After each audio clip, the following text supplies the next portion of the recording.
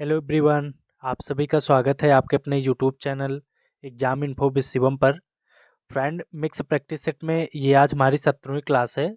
16 class आप लोग की हो चुकी है। जिन्होंने प्रीवियस क्लासेस का रिवीजन नहीं किया है वो पिछली क्लासेस अवश्य देख लें। और इस क्लास में हम लोग 40 क्वेश्चन को डिस्कस करेंगे, जिसमें आपके मोस्ट एक्सपेक्टेड क्वेश्चन और जो प्रीवियस ईयर के क्वेश्चन हैं उनको इंक्लूड किया गया है। और इसमें आपके सभी टॉपिक को कवर किया जाएगा। मैं आपको 4 तारीख तक टोटल 20 प्रैक्टिस सेट करा दूंगा। और इन 20 प्रैक्टिस सेट में लगभग हम लोग 800 प्लस क्वेश्चन कर चुके होंगे, अगर ऑप्शन के अकॉर्डिंग देखा जाए। बाकी अगर ऑप्शन को लेके चला जाए तो हम लोग लगभग 1500-1600 क्वेश्चन को प्रैक्टिस कर चुके हैं। तो वैसे 800 प्लस क्वेश्चन आपके वैसे भी हो जाएंगे। तो आप लोग 4 तारीख से आप लोग की मैराथन क्लासेज स्टार्ट हो रही हैं। 5 तारीख से तो आप लोग महामैराथन जो क्लासेस हैं उनके लिए आप लोग रेडी रहिए। तो आइए स्टार्ट करते हैं आज की क्लास को फ्रेंड्स। इसमें क्वेश्चन टोटल 40 क्वेश्चन है और बाइलिंगुअल है सारे क्वेश्चन। तो आप लोग जिसमें भी देखना चाहें आप लोग जैसे भी इच्छुक हो देख सकते हैं, कोई दिक्कत नहीं है आप लोग को। क्वेश्चन नंबर फर्स्ट है हमारा, एपीएलएसी का पूर्ण रूप बताना है आपको। ऑप्शन फर्स्ट है Asia Pacific laboratory accreditation cooperation. And option B है आपका America Pacific laboratory accreditation. Option C है Australia Pacific laboratory accreditation. Option D है आपका इनमें से कोई नहीं। तो फ्रेंड्स इसका जो राइट आंसर होगा आपका वो हो जाएगा option number first, Asia Pacific laboratory accreditation corporation. Option first इसमें राइट हो जाएगा आपका। और आइए हम लोग एपीएलएसी के बारे में मैं थोड़ा सा नोट्स में लिखा हूँ तो आप लोग को हम उसको अच्छे से रिवाइज करा देते हैं। इसमें एपीएलएसी का जो फुल फॉर्म होता है वो होता है Asia Pacific laboratory accreditation corporation, यानी कि अगर हिंदी में बोला जाए तो उसको एशिया प्रशांत प्रयोगशाला प्रत्यायन सहयोग बोला जाता है। और इसकी स्थापना जो हुई थी वो 1992 में ईस्वी में हुई थी। एक प्रयोगशाला मान्यता निकाय के रूप में हुई थी इसकी स्थापना एपीएलएसी की। और ये सबसे पहले देखा जाए, अब एपीएलएसी जो है एपीएलएसी प्लस पीएसी इनको दोनों को मर्ज करके एपीएसी बन गया है। ठीक है, एपीएसी की जो स्थापना हुई थी वो 1 जनवरी 2019 में हुई थी। ठीक है, 1 जनवरी 2019 में एपीएलएसी जो आपका था वो प्लस पीएसी यानी कि पैसिफिक एक्रीडिटेशन कॉर्पोरेशन, इसकी स्थापना जो हुई थी वो 1995 में ईस्वी में हुई थी। और एपीएलएसी और पीएसी को दोनों को मर्ज करके एपीएसी बन गया है आपका, जिसका फुल फॉर्म आपका होता है एशिया पैसिफिक एक्रीडिटेशन कॉर्पोरेशन। ठीक है, एपीएसी। अब एपीएसी को हम लोग देख लेते हैं। इसको एपीएसी को जो है आईएएफ और आईएलएसी द्वारा मान्यता प्राप्त है। ठीक है, आपका जो आईएएफ होता है उसका फुल फॉर्म होता है इंटरनेशनल एक्रीडिटेशन फोरम। ठीक, और आपका आईएलएसी जो होता है उसका फुल फॉर्म होता है इंटरनेशनल लेबोरेटरी एक्रीडिटेशन कॉर्पोरेशन। इसकी स्थापना जो हुई थी, आपका आईएलएसी की स्थापना हुई थी 28 अक्टूबर 1970 में। ठीक है, और इसकी स्थापना कोपेनहेगन डेनमार्क में एक सम्मेलन के रूप में हुई थी, बैठक हुई थी। और उसमें आगे चल के ये 1996 में एक औपचारिक संगठन के रूप में ये उभरा बन के। और जो आपका आईएफ है, आईएएफ, इसकी स्थापना 1995 में हुई थी। मैंने इसको शायद मिस कर दिया है।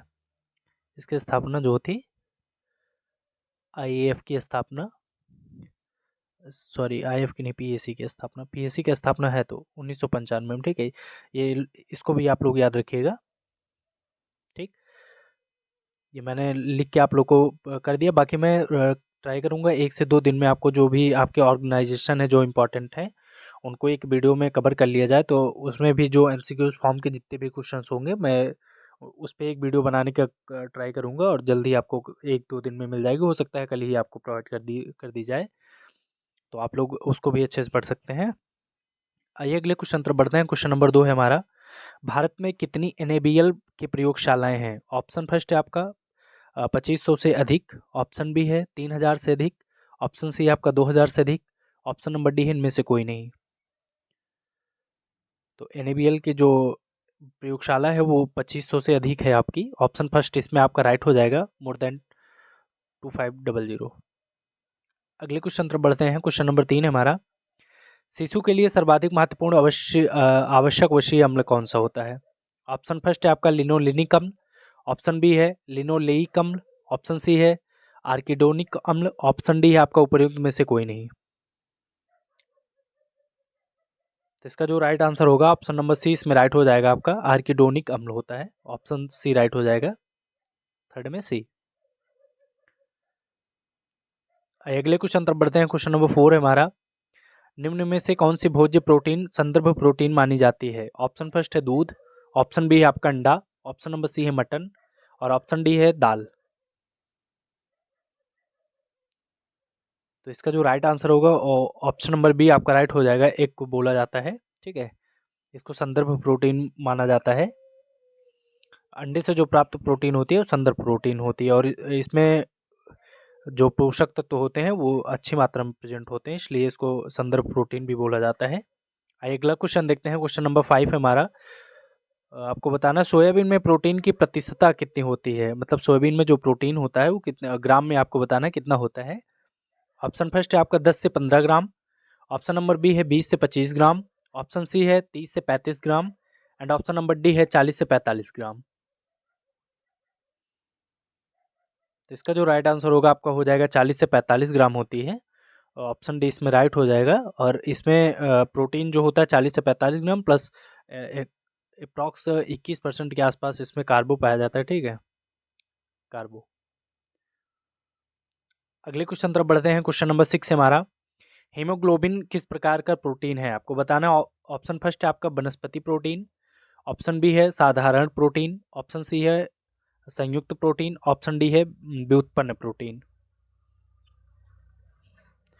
तो क्वेश्चन नंबर 6 का जो हमारा राइट आंसर होगा आपका वो संयुक्त प्रोटीन हो जाएगा, ऑप्शन बी सी राइट हो जाएगा, ठीक है। हीमोग्लोबिन, हीमोग्लोबिन जो है वो दो तत्वों से मिलकर बना होता है, एक होता है ग्लोबिन, ग्लोबिन और दूसरा होता है आपका लौह आयन, ठीक है, आयरन आयन, लौह आयन, इन दोनों से मिलके हीमोग्लोबिन बना हुआ होता है। अगले क्वेश्चन तरफ बढ़ते हैं। क्वेश्चन नंबर 7 है हमारा, किस विधि से पकाया गया भोजन पौष्टिक व सुपाच्य होता है? ऑप्शन फर्स्ट है आपका भूनने से यानी कि रोस्टिंग से, ऑप्शन बी है फ्राइंग यानी कि तलने से, ऑप्शन सी है स्टीमिंग वाष्प द्वारा, ऑप्शन डी है आपका उपयुक्त में से सभी। तो इसका जो राइट आंसर होगा वो वाष्प द्वारा हो जाएगा। स्टीमिंग से जो भोजन पकाया जाता है वो पौष्टिक भी होता है और सुपाच्य होता है। भाप के द्वारा जो भी भोजन पकाया जाता है उसका जो पोषक तत्व होता है वो बहुत कम मात्रा में उसका नष्ट होता है, तो इसलिए बहुत ही अच्छा होता है और सुपाच्य भी होता है ये। अगले क्वेश्चन तरफ बढ़ते हैं। क्वेश्चन नंबर 8 है हमारा, निम्न में से कौन सा वनस्पति प्रोटीनीज है? ऑप्शन फर्स्ट है आपका पेप्सिन, ऑप्शन बी है ट्रिप्सिन एंड ऑप्शन सी है आपका यूरेयस, ऑप्शन डी है पेपेन। तो इसका जो राइट आंसर होगा, जो आपका प्लैनेट प्रोटीज होते हैं वो पेपेन होते हैं, ऑप्शन नंबर डी इसमें राइट होगा आपका, ठीक है। और पेपेन ये पपीता जो होता है पपीते में पाया जाता है, पपीते में, पपीता में ये पाया जाता है पेपेन। पेपेन पपीते में पाए जाने वाला एक ये प्रोटियोलिक प्रोटीन एंजाइम होता है, ठीक है, प्रोटियोलिक, इसको मैंने आपको पढ़ाया था, प्रोटियोलिक एंजाइम होता है ये। और ये पपीते के जो उसमें लीफ में पत्ती में पाया जाता है, तने में, और उसका जो फ्रूट होता है उसमें भी पाया जाता है पेपेन, ठीक। और ये आपका जो पेप्सिन और ट्रिप्सिन होता है, एक सेकंड मैं इसको लिख देता हूँ, आपका जो ये पेप्सिन और ट्रिप्सिन होता है ये पाचन एंजाइम होते हैं आपके, ठीक है, पाचन एंजाइम। ये आपके जो अमाशय अमाशय में जो प्रोटीन होते हैं उनको तोड़ने का काम करता है, ठीक, प्रोटीन को ब्रेक करने का, प्रोटीन को तोड़ने का काम करते हैं लोग, जो आपका पेप्सिन और ट्रिप्सिन होता है ये दोनों। ये याद रखिएगा कि ये पाचन एंजाइम होते हैं, ये इंपॉर्टेंट है ज़्यादा। अगले क्वेश्चन तरफ बढ़ते हैं। क्वेश्चन नंबर 9 है, शाकाहारी आहार में सामान्यतः कमी होती है? ऑप्शन फर्स्ट है संतृप्त वसीय अम्ल की एंड ऑप्शन नंबर बी है रेशे की यानी फाइबर की, ऑप्शन सी है असंतृप्त वसीय अम्ल की, ऑप्शन डी है आपका विटामिन की। तो जो शाकाहारी आहार होते हैं उसमें आपका स्टैंडर्ड फैटी एसिड की कमी होती है, ठीक है, संतृप्त वसीय अम्ल, सैचुरेटेड फैटी एसिड। अगला क्वेश्चन देखते हैं। क्वेश्चन नंबर 10 है, मेयोनीज बनाने के लिए किस एम्पलीफायर का उपयोग किया जाता है? ऑप्शन फर्स्ट है पैक्टिन, ऑप्शन बी है पेप्सिन, ऑप्शन नंबर सी आपका लैक्टोज, ऑप्शन डी है लेसिथिन। तो इसका जो राइट आंसर होगा आपका वो हो जाएगा लेसिथिन। ऑप्शन डी इसमें राइट हो गया आपका। अगले क्वेश्चन तरफ बढ़ते हैं। क्वेश्चन नंबर 11 हमारा, और इसमें अभिकथन है आपका और कारण दिया गया है। आपको बताना है कौन सा इसमें राइट होगा। अभिकथन आपका फर्स्ट है, ए में है, धूप में सुखाने से पहले सब्जियों को गर्म पानी में डालकर निकाल लेना चाहिए। और इसका जो रीजन दिया गया है वो है, ब्लीचिंग में उपयोग में लाया गया उच्च तापमान कुछ सूक्ष्मजीवों को मार देता है लेकिन एंजाइम को निष्क्रिय नहीं कर पाता है। इसमें आपको कोड दिया गया है, कोड में आंसर करना है आपको। आपके सामने ये 4 विकल्प हैं।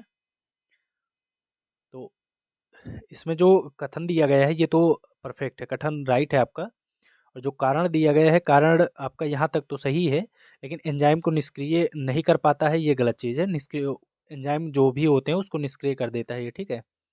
ये नहीं लगा के, ये गलत हो गया इसलिए कथन। तो हमारा अभिकथन मतलब आपका जो ए है वो राइट है और आर जो है आपका वो इनकरेक्ट है, फॉल्स है। मतलब A is true and R is false. Option number first में दिया गया है आपका, ऑप्शन फर्स्ट इसमें राइट हो जाएगा, ठीक है। A is true, or is false. अगले क्वेश्चन तरफ बढ़ते हैं। क्वेश्चन नंबर 12 है आपका। इसमें भी आपको अभिकथन और कारण दिए गए हैं। अभिकथन है आपका कि शीतल चाय में धुंधलापन आ जाता है। और ऑप्शन इसका जो कारण दिया गया है वो है, यह एसिड के साथ टेटिन और कैफीन की प्रतिक्रिया की वजह से होता है।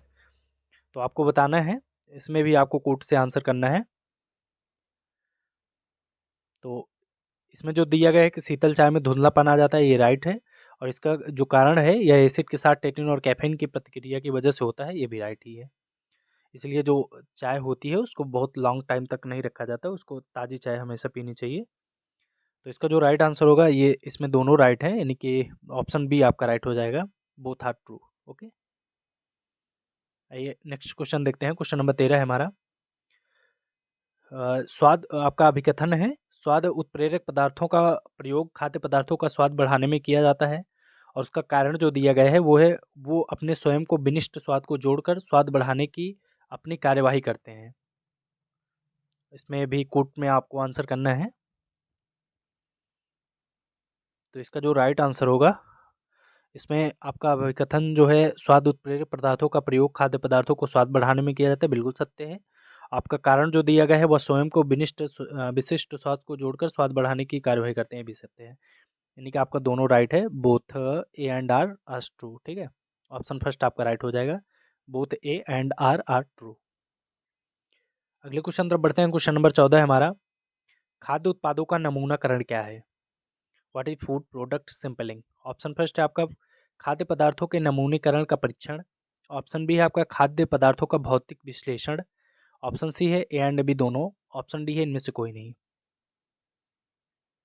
तो इसका जो राइट आंसर होगा वो आपका ऑप्शन नंबर बी हो जाएगा, ठीक है।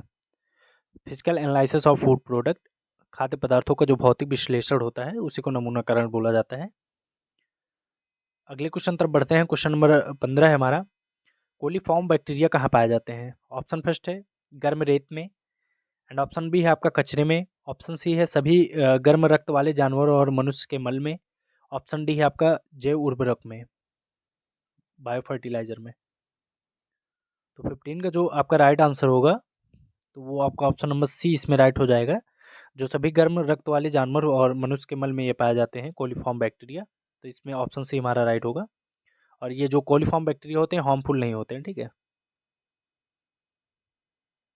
ये हार्मफुल नहीं होते।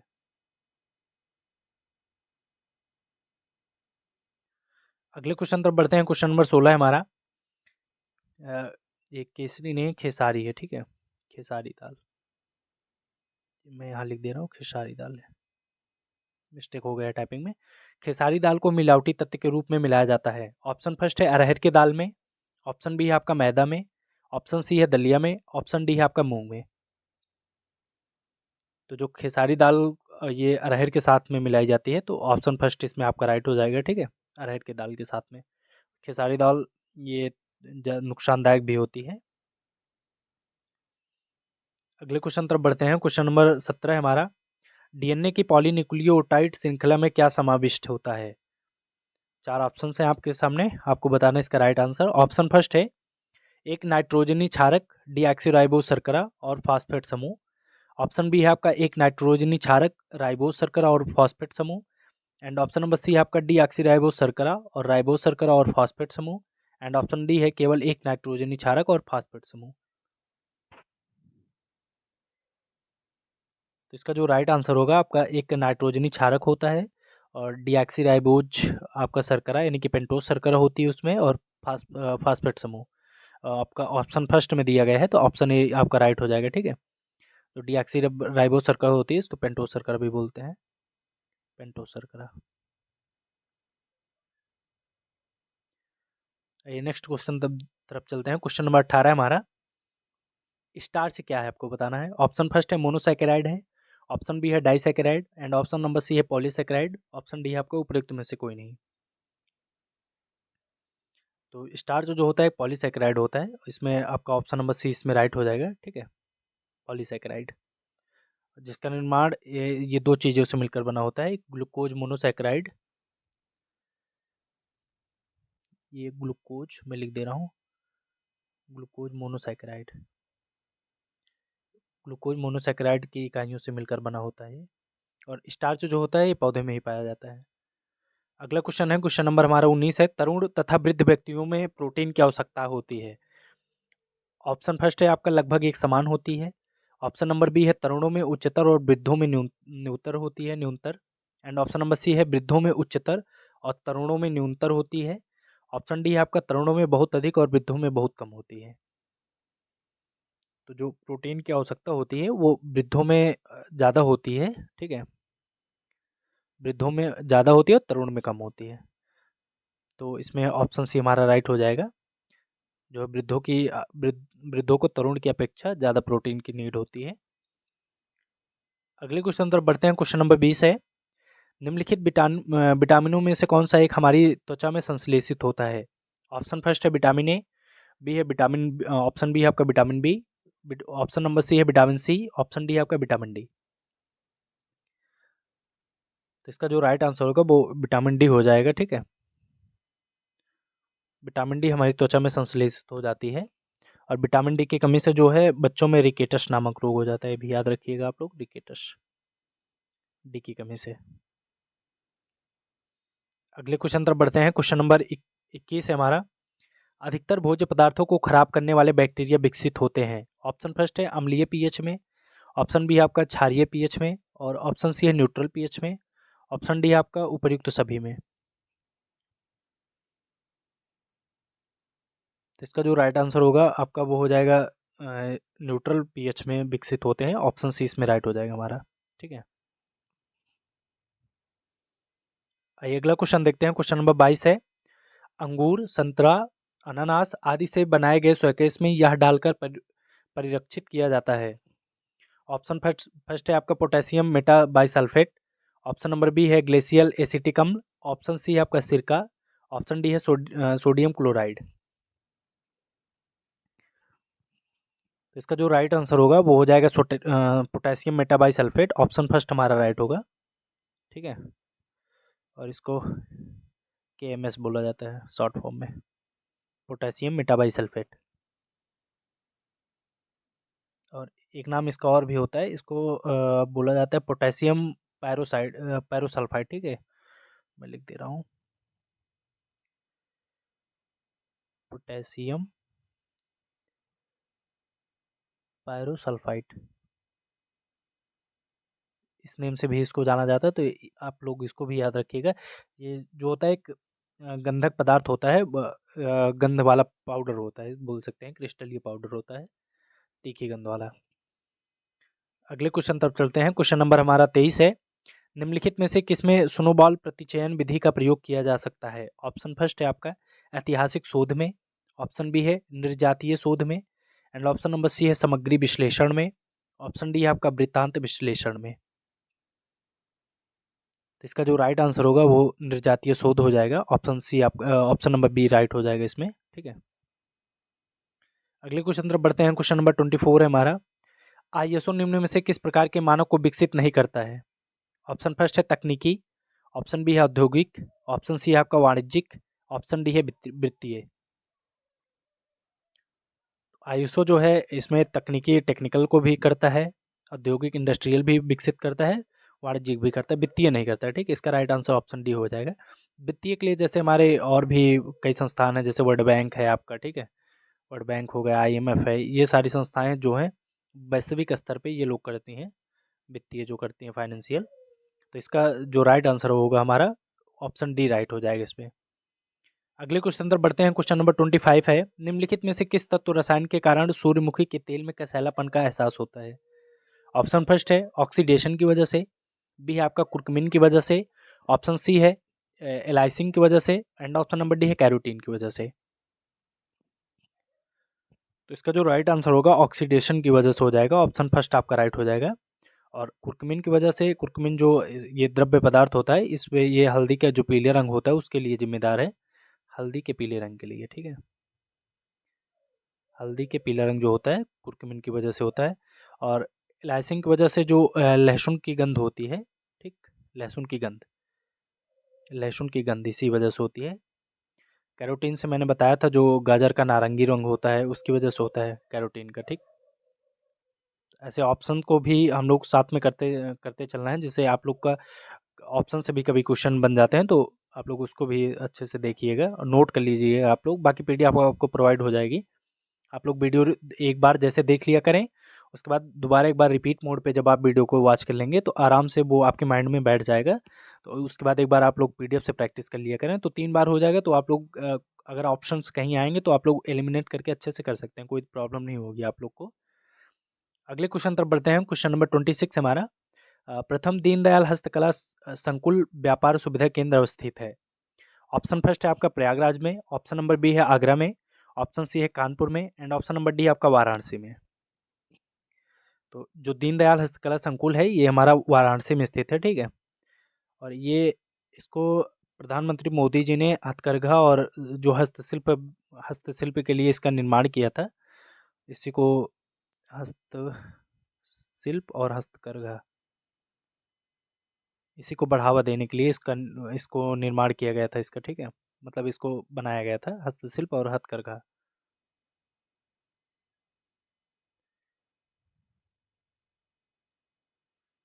हथकरघा घरेलू और इसका जो इंटरनेशनल मतलब अंतर्राष्ट्रीय बाज़ारों में भी इसका हो सके, व्यापार आराम से हो सके, और इसमें जो बुनकर लोग हैं उनको अच्छे से रोज़गार मिल सके, इसीलिए इसको नरेंद्र मोदी जी ने इसकी स्थापना की थी, चालू किया था इसको। ठीक है, अगला क्वेश्चन देखते हैं। क्वेश्चन नंबर 27 हमारा, HDMI स्टैंड फॉर, आपको बताना है इसका पूर्ण रूप क्या है। ऑप्शन फर्स्ट है आपका high definition media interface, option B है high display media interface, option D है हाई डेफिनेशन मल्टीमीडिया इंटरफेस, और ऑप्शन डी है आपका हाई डिस्प्ले मल्टीमीडिया इंटरफेस।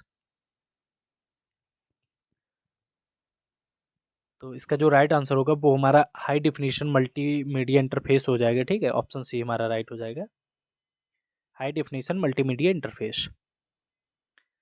आइए अगला क्वेश्चन देखते हैं। क्वेश्चन नंबर 28 है, इंटरनेट पर मूल सामग्री को प्रकाशित करने की प्रक्रिया को क्या कहा जाता है? ऑप्शन फर्स्ट है सामुदायिक प्रकाशन, ऑप्शन बी है आपका डिजिटल प्रकाशन, और ऑप्शन सी है हमारा वेब प्रकाशन, ऑप्शन नंबर डी है डेस्कटॉप प्रकाशन। तो इंटरनेट पे जो मूल सामग्री को पब्लिश किया जाता है उसको वेब पब्लिशिंग बोला जाता है, ऑप्शन सी हमारा राइट हो जाएगा। ठीक, अगले क्वेश्चन तरफ बढ़ते हैं। क्वेश्चन नंबर 29 है हमारा, निष्पादन में प्रोग्राम को क्या नाम दिया जाता है? ऑप्शन फर्स्ट है प्रोसेस, ऑप्शन नंबर बी है आपका डेटा लोड, ऑप्शन सी है प्रोग्राम, और ऑप्शन नंबर डी हमारा म्यूटेक्स।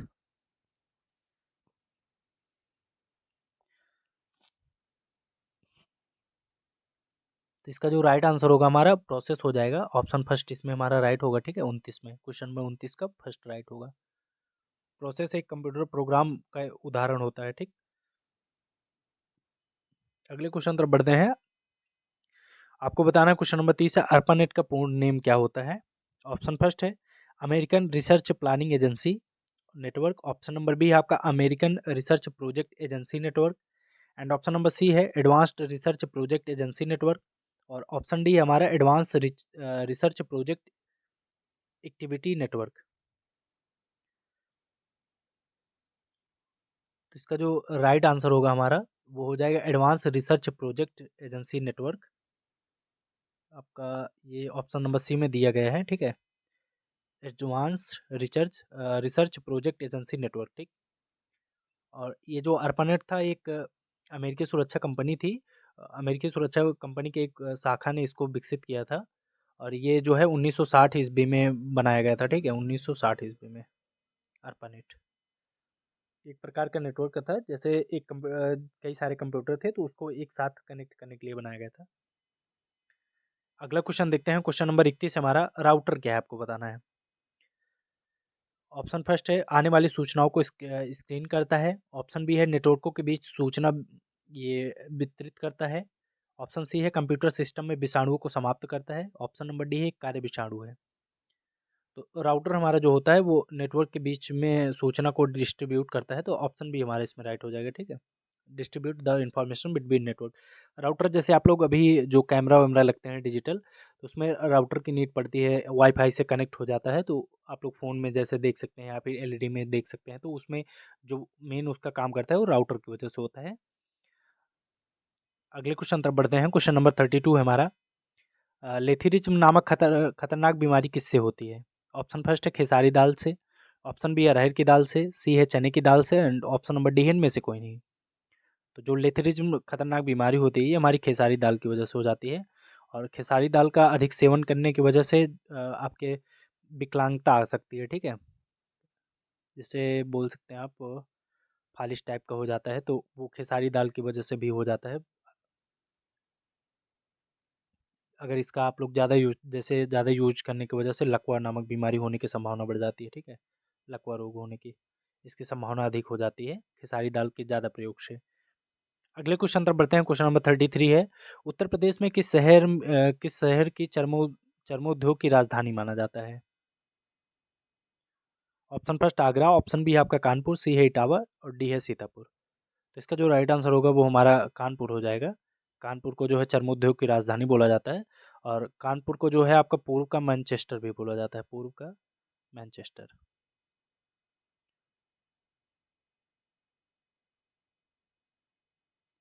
पूर्व का मैनचेस्टर। अगले क्वेश्चन तरफ बढ़ते हैं, क्वेश्चन नंबर हमारा 34 है। बड़ा इमाम बाड़ा स्मारक कहाँ स्थित है। ऑप्शन फर्स्ट है लखनऊ में। ऑप्शन बी है वाराणसी। ऑप्शन सी है कानपुर। ऑप्शन नंबर डी है आपका प्रयागराज में। तो इसका राइट आंसर जो होगा वो लखनऊ हो जाएगा। बड़ा इमाम बाड़ा जो है ये आपका लखनऊ में पड़ता है। और इसको भूल भुलैया के नाम से भी जाना जाता है। इसका जो निर्माण कराया था वो आसफुद्दौला ने 1784 ईस्वी में कराया था, ठीक। आसफुद्दौला, आसफुद्दौला 1784 ईस्वी में। और ये लखनऊ में पड़ता है बड़ा इमामबाड़ा, जो एक गुम्बदनुमा बड़ी बिल्डिंग है। इसके अंदर पिलर भी हैं। आप लोग अभी तो ये टूरिस्ट प्लेस है, घूमने आसानी से जा सकते हैं। अगला क्वेश्चन देखते हैं, क्वेश्चन नंबर 35 है हमारा। उत्तर प्रदेश विधानसभा के प्रथम अध्यक्ष कौन थे आपको बताना है। ऑप्शन फर्स्ट है Madan Mohan Verma. Option number B है पुरुषोत्तम दास टंडन। ऑप्शन सी है आपका आत्माराम गोविंद खेर। और ऑप्शन नंबर डी है नफीसुल हसन। तो इसका जो राइट आंसर होगा पुरुषोत्तम दास टंडन जी जो थे, ये हमारे विधानसभा के प्रथम अध्यक्ष थे उत्तर प्रदेश के। और इनका जो कार्यकाल था टेन्योर वो 1947 से 50 तक था, ठीक है। इसको भी आप लोग याद रखिएगा। और एक इम्पॉर्टेंट चीज़ ये है कि वर्तमान में कौन है, तो वर्तमान में जो है अभी सतीश महाना जी हमारे, ठीक, प्रेजेंट में सतीश महाना। और आप लोग को कमेंट करके बताना है कि जो विधान परिषद के जो है हमारे उत्तर प्रदेश के विधान परिषद के जो वो हैं सभापति, वो कौन है, आपको कमेंट करके बताना है। अगला क्वेश्चन देखते हैं, क्वेश्चन नंबर 36 है। वर्तमान उत्तर प्रदेश में भारत के प्राचीनतम 16 महाजनपद में से कुल कितने महाजनपद स्थित थे। आपको बताना है जो प्राचीन काल में महाजनपद थे 16, उनमें से कितने हमारे उत्तर प्रदेश में थे। ऑप्शन फर्स्ट है आपका 6। ऑप्शन बी है 7। और ऑप्शन नंबर सी है हमारा 8। ऑप्शन डी है 9। तो उत्तर प्रदेश में जो है हमारे ये 8 टोटल महाजनपद स्थित हैं। और मैं इनको आपको दिखा देता हूँ, सबका लिखा हूँ। आपका महाजनपद लिखा गया है, ब्लू कलर से जो लिखा है वो उसकी कैपिटल है राजधानी। और अभी जो रेड कलर से है ये कौन सा क्षेत्र अभी आधुनिक में पड़ता है, अभी मतलब उस प्लेस का कहाँ पे वो प्लेस है, तो उसका वो रेड कलर से मैंने लिखा है, तो आप लोग आसानी से पढ़ सकते हैं। पहला जो था काशी था और उसकी राजधानी वाराणसी थी आपकी, ठीक है। और वाराणसी के आसपास का जो अभी क्षेत्र है, बनारस के आसपास का, ये है ये अभी आधुनिक क्षेत्र में है इसका। और दूसरा महाजनपद था वत्स, उसकी राजधानी जो थी वो कौशाम्बी थी। और ये इलाहाबाद का जो क्षेत्र पड़ता है अभी प्रेजेंट टाइम में वो है। और थर्ड है हमारा कोसल, कोसल की राजधानी श्रावस्ती थी। और ये जो फैजाबाद अयोध्या भी है वर्तमान में, वो वाला क्षेत्र जो है ये कोसल कहलाता था, ठीक। और फोर्थ है हमारा मल्ल, मल्ल का जो था वो कुशीनारा था। और ये देवरिया के आसपास का क्षेत्र जो है वो है अभी आधुनिक क्षेत्र। और पाँचवें नंबर पे था चेदी, उसकी जो राजधानी थी सुक्तमती थी। और ये बुंदेलखंड के आसपास का क्षेत्र पड़ता है। और छठवां हमारा था महाजनपद जो था वो कुरु था, और उसकी राजधानी इंद्रप्रस्थ थी। इंद्रप्रस्थ दिल्ली और मेरठ, ये थानेश्वर हरियाणा भी इसमें आता है कुछ क्षेत्र, ठीक है। हरियाणा वाला जो क्षेत्र है वो कुरुक्षेत्र के अंतर्गत आता है। उसके बाद सूरसेन था, सूरसेन की राजधानी जो थी वो मथुरा थी। ये मथुरा वृंदावन जो अभी प्लेस है आसपास का ये क्षेत्र पड़ता है। और आठवां जो लास्ट था वो पांचाल था, पांचाल की राजधानी जो थी अहिछत्र थी। और इसका जो अभी प्रेजेंट टाइम में आधुनिक जो क्षेत्र है वो है बरेली, आपका बदायूं और फर्रुखाबाद के आसपास वाला क्षेत्र। ये आपका पांचाल था पहले। अगले क्वेश्चन तरफ बढ़ते हैं। क्वेश्चन नंबर 37 है हमारा, अखिल भारतीय किसान सभा की स्थापना कहाँ हुई थी। ऑप्शन फर्स्ट है आपका बाराबंकी में और 1918 में। ऑप्शन नंबर बी है प्रयागराज 1928 में। लखनऊ में 1936 एंड ऑप्शन नंबर डी है 1937 पटना में। तो अखिल भारतीय किसान जो सभा थी उसकी स्थापना हमारी 1936 ईस्वी में लखनऊ में की गई थी, ठीक है। और ये जो किसान नेता थे उन्होंने मिलकर की थी। इसके पहले एक इन्होंने संघ बनाया था 1935 ईस्वी में, वो उसका नाम था किसान संघ, ठीक है, किसान संघ।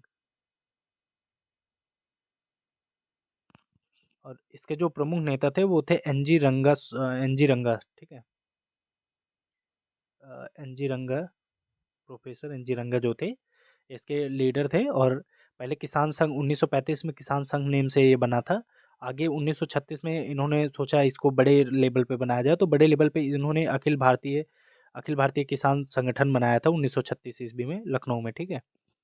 और उसके जो ये एनजी, एक सेकंड में बता दूं, जो एनजी रंगा थे ये आपके महासचिव थे, महासचिव। और इसके जो अध्यक्ष बनाए गए थे वो स्वामी सहजानंद सरस्वती जी को बनाया गया था। स्वामी सहजानंद सरस्वती ये अध्यक्ष थे। एनजी रंगा जो आपके थे वो महासचिव थे, ठीक।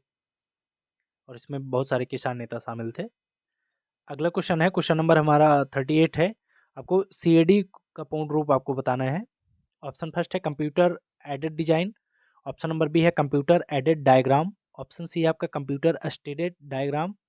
और ऑप्शन डी हमारा कंप्यूटर असिस्टेड डिजाइन। तो इसका जो राइट आंसर होगा वो हमारा कंप्यूटर एडेड डिजाइन हो जाएगा, ठीक है। ऑप्शन फर्स्ट इसमें राइट होगा हमारा। आइए अगला क्वेश्चन देखते हैं। क्वेश्चन नंबर 39 है, द्वितीय पीढ़ी के कंप्यूटर पर आधारित थे। आपको बताना जो द्वितीय पीढ़ी के कंप्यूटर थे वो किस चीज़ पे आधारित थे। ऑप्शन फर्स्ट है ट्रांजिस्टर पे। ऑप्शन नंबर बी है आपका सिलिकॉन चिप्स पे। और ऑप्शन सी है बायो ऑप्टिकल्स पे। ऑप्शन नंबर डी है वैक्यूम ट्यूब पे। तो जो द्वितीय पीढ़ी के सेकंड जनरेशन के कंप्यूटर थे वो ट्रांजिस्टर पे आधारित थे, ठीक। ट्रांजिस्टर पे ये लगभग इसका प्रयोग, ट्रांजिस्टर का प्रयोग जो है 1956 के आसपास से, 55-56 के आसपास से स्टार्ट हुआ था, 1956 के आसपास से।